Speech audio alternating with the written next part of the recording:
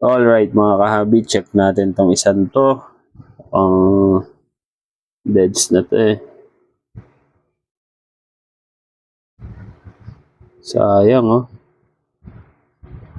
Hindi nakalabas. Deads nga. Mukhang crimson. O mukhang butter din pala to. Sayang oh. Laki pa ng egg yolk.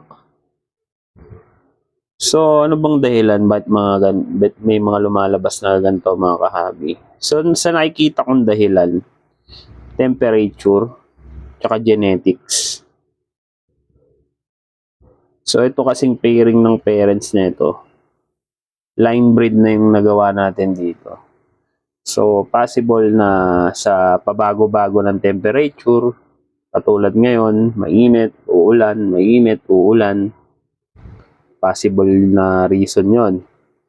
Isa pa yung genetics. Meron talagang lumalabas na may hinang hatchling o may hinang itlog.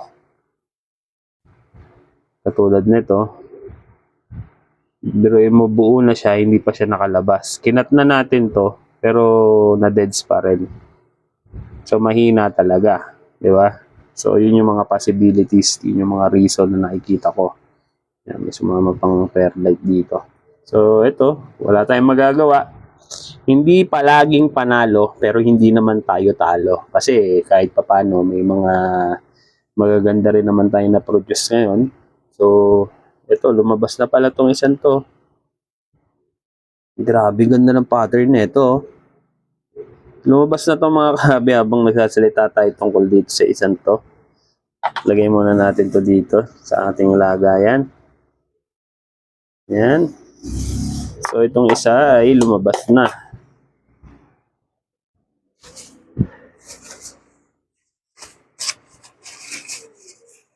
So, itong isa mga kahabi, lumabas na siya ng itlog niya. Ayan o. Alive and well. Wala rin kahit anong deformities. Grabe yung coloration niya. Tapos yung pattern niya, grabe, ganda din, no? Aberrant yung kanyang pattern. So, ang aberrant ay hindi naman siya mutation. Hindi morph ang aberrant.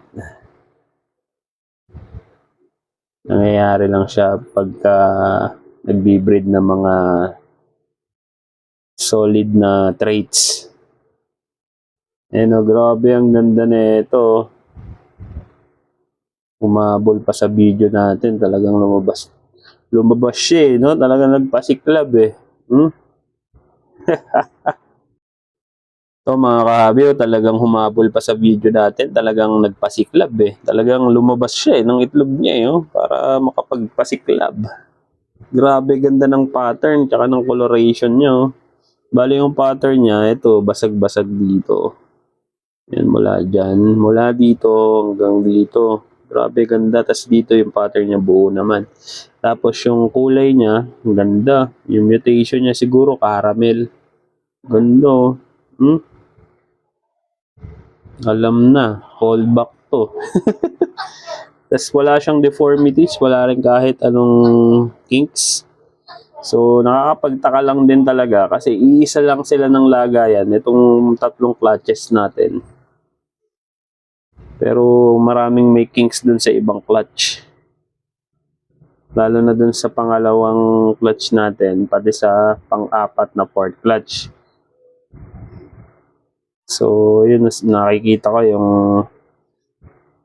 temperature or genetics. Yan. Ang ganda. So, yun mga kahabi, hanggang dito na lang muna tong video na to. Kita-kits tayo next video. Update ko pa rin guys sa mga susunod nating video. Follow for more. Alright, yeah. Rock and roll to the world mga kahabi ko. Yan, ganda.